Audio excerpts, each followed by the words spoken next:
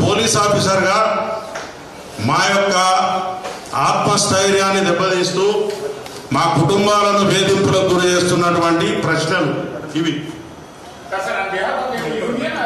Yes, not union, this is association. Our family members are suffering a lot by hearing this, watching this TV channels. ప్రతిరోజు చెప్పండి.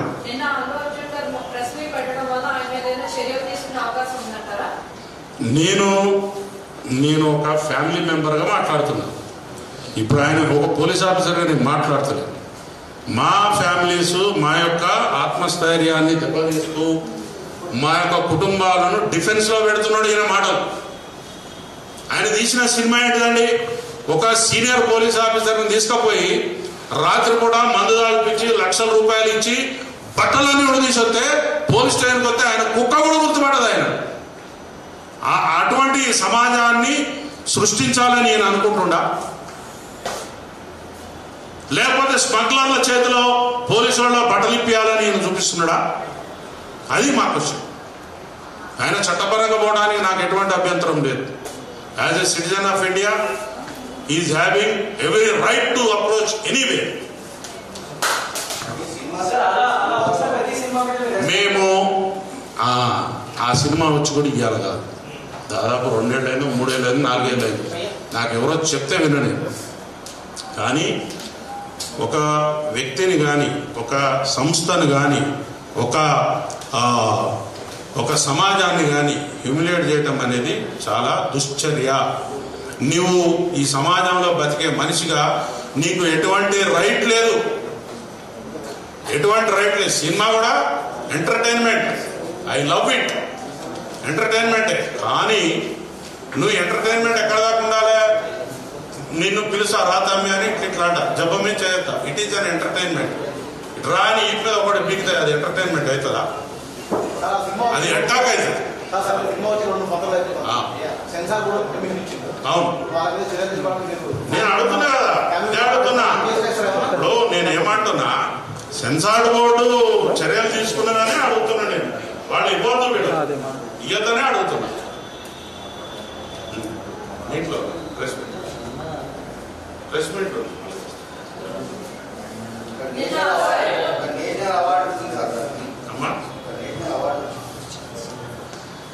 నేను ఒక విషయాన్ని మీకు చెప్తున్నా. నేషనల్ అవార్డు రావచ్చు, ఇంటర్నేషనల్ అవార్డు రావచ్చు, లేకపోతే ఆయనకి రకరకాల ఇవి రావచ్చు. మీరు ఆ మాట అన్నారు కాబట్టి చెప్తున్నా. కరెక్టే సార్, నేనేమంటలేదు. పోలీసు వాళ్ళను బట్టలిపి తన్నినందుకు నేషనల్ అవార్డు ఇచ్చారు ఆయనకి. అందులో ఇది ఒకటి ఉంది కదా. మరి నేనేమనుకుంటున్నా, మేము ఆ సినిమాను చూడలేదు, నాకు ఇప్పుడే తెలిసింది అది విషయం. రాత్రి ఎవరు అంటే ఇట్లా బట్టలు ఇప్పిండు పోలీస్ ఆఫీసర్ అంటే అవునా అని నేను అది కోట్ చేసిన. ఎవరు ఆయన బాధ్యతగా ఏం పిటిషన్ వేసినా చూడండి. అక్కడ లేలే కోర్టులో వారు ఏమని సమర్పిస్తున్నారు వాళ్ళు. పోలీసులదే మాకేం సంబంధం లేదు, కనీసం నన్ను చూడటానికే వాళ్ళు పోలీసులు వచ్చారు. ఒక మాట చెప్పండి, పోలీస్ ఆఫీసర్ చెప్తున్నాడు కదా. వాళ్ళు ఏమని చెప్తారు? ఇది ఒక యాక్సిడెంట్. ఒపీనియన్ జడ్జి, మీరు జడ్జి కాదు కదా. ఇట్ ఈజ్, అది ఎక్కడుంది? ఎవరు తేల్చాలి? కోర్టు తేల్చాలి. మీరేమని చెప్పాలా? నేను ముద్దాయిని, నాకు ఈ కేసుకి ఎటువంటి సంబంధం లేదని కోర్టు చెప్పుకోవాలి. You are not suppose to express your views before the media. ఉంటుంది, ఎందుకుంటా? ఎవరమ్మా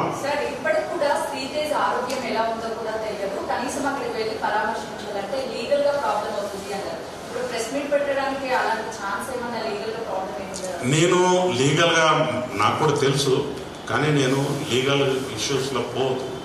నేను నా ఆవేదన మా కుటుంబాల యొక్క, మా పిల్లల యొక్క అంతరార్థాన్ని నేను మీ ముందు చెప్పడానికి వచ్చాను. ఎవరు ఆఫీసర్లు సాహసిస్తలేరు, తిట్లు తింటున్నారు, నోరు మూసుకుంటారు, పోతారు, అయిపోయింది. పోయి సీనియర్ ఆఫీసర్లు చెప్పుకుంటే ఈ పోలే బాబు అని పెద్ద మనసుతోని మా ఆఫీసర్లు కూడా చిన్న చిన్న విషయాలు వివాదాలు పోతారు. అవును, ఆయన కోర్టు పర్మిషన్ ఉండాలి.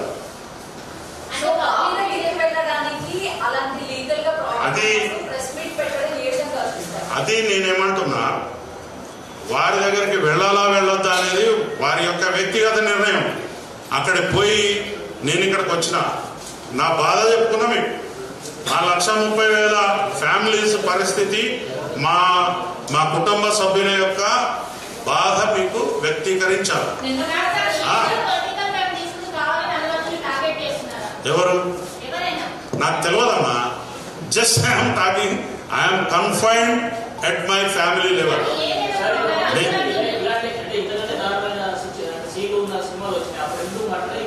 నేను సినిమాల గురించి కూడా మాట్లాడతలేదు. ఆ సినిమాలు తీశారు, వారు ఎప్పుడూ పోలీసులను వ్యక్తిగతంగా నువ్వు మంచిగా పనిచేయట్లేదు, నువ్వు అది చేస్తలేవు, నీ గురించి నాకు నష్టం జరిగిందని ఏ ఫిలిం యాక్టర్ కానీ ఆ సంస్థలు కానీ మాకు చెప్పలేదు. కానీ డెలివరీగా ఇప్పుడు ఇక్కడ ఏం జరుగుతుందంటే, నేను తప్పించుకోవడం కోసం పోలీసుల మీద బదనామా నొక్కేద్దాం మనం.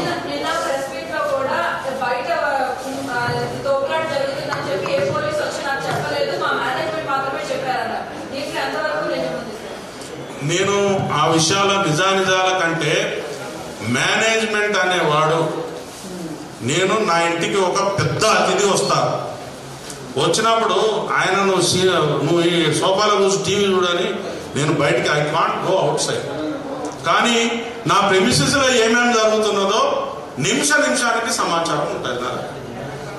సార్ ఇట్లా జరిగింది, స్టాంపేడ్ అయింది, మనోళ్ళు బౌన్సర్లు కొంతమందిని నెట్టేసిన తర్వాత అక్కడ ఒక ఇష్యూ అయింది, మీరు బయటికి పోండి అని చెప్పే ఉంటారు, చెప్పకుండా ఉండరు. ఎందుకంటే అది చాలా సీరియస్ ఇష్యూ, అది అర్ధరాత్రి పూట జరిగింది కాబట్టి నువ్వు సైలెంట్గా ఉన్నావు. అదే డే టైంలో అట్లాంటి ఇన్సిడెంట్ జరిగితే దానిని ఆపే తరం ఎవరికైనా అవుతుందా మీరు చెప్పండి? అవుతుందా? ఆవేశపరులు ఉంటారు, ప్రతి ఒక్క మైండ్ మనస్తత్వం డిఫరెంట్గా ఉంటుంది. అదే కదా చెప్తున్నా, ఆయన చర్యలు మీరు చూశారు కదా. ఆ సిపిఆర్ చేపిస్తున్నారా పోలీసులు? చెప్పేది వినండి, చూస్తారా? మనిషి వచ్చిండమ్మా, చూస్తారు, ఏదో ఇష్యూ అయింది, వెళ్ళిపోతారు కదా. ఇక్కడ ఎందుకుంటారు? ఇప్పుడు నేను ఇక్కడ వచ్చినా బయట ఏదో ఇష్యూ జరుగుతుంది, మీరు ఉంటారా? వెళ్ళిపోతారు. అదేదో ఇంపార్టెంట్ అని పోతారు. అక్కడ ఏదైనా ఒక బ్లాస్టింగ్, ఒక కొట్లాట, ఒక దొమ్మి, ఒక అల్లరి కనపడితే ఉండరు కదా. ఇప్పుడు పోలీసు అనేవాడు కూడా మనిషే, కానీ నీకు డ్యూటీ ఎక్కడి నుంచి ఎక్కడికి వేసినాం? డ్యూటీలో ఉన్నవాళ్ళు అందరూ నీ దగ్గర కూడా కొంతమంది ఉంటారు, డయాస్ మీద ఉంటారు, టైలెంట్లో ఉంటారు, ఊరు బయట ఉంటారు, టాయిలెట్స్ దగ్గర ఒకటి ఉంటారు, బందోబస్తు ఎక్కడ ఉంటుంది అట్లుంటుంది. నీ దగ్గర ఉన్నవాడు చూడవచ్చు, చూడలేదని నేను అంటలేము. మేమేమి మానవాతీత మనుషులం కాదు. ఒక ఫిలిం హీరో అక్కడికి వచ్చిందంటే చూడడానికి ఒక ఛాన్స్ ఉంటుంది.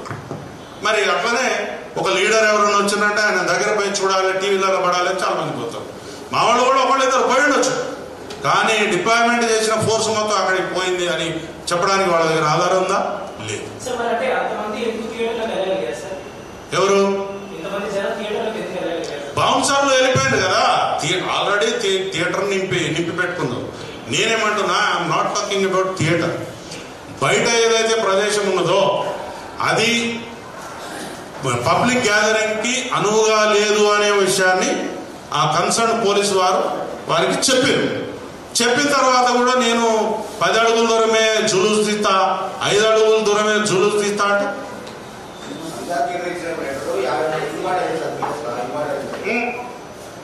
సో ఇన్వార్డ్ అయితే ఏంటిది? సో చెప్పండి, ఇన్వార్డ్ అయింది, నేను చూడను, నా 4 రోజులు టైం పడుతుంది. What is the responsibility of the officer? ఎట్లా పంపుతారు? చెప్పేది వినండి. ఆల్రెడీ నువ్వు పబ్లిక్ గ్యాదరింగ్ లోకి వచ్చేసినావు, నీ చుట్టూ ఒక 5,000 మంది ఉంటారు, నా దగ్గర ఉన్నది 20 మంది 30 మంది స్టాఫ్. నేను 20 మందితో నేను 5,000 మందిని కంట్రోల్ చేయగలుగుతానా?